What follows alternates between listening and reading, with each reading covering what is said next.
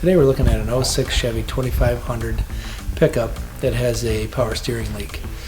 We got the vehicle in, lifted it up, noticed there was a bunch of power steering fluid all over the place, so we cleaned that off, test drove it again, and we noticed here, as you can see from the pictures, that the fluid was leaking out of the seal of the gearbox where the steering column attaches.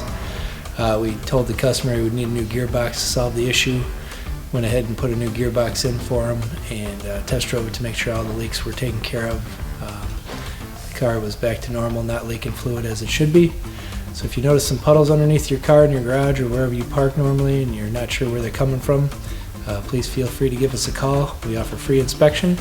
My name's Dan. We look forward to seeing you at the shop. And please share this video so other people out there like you can get this information.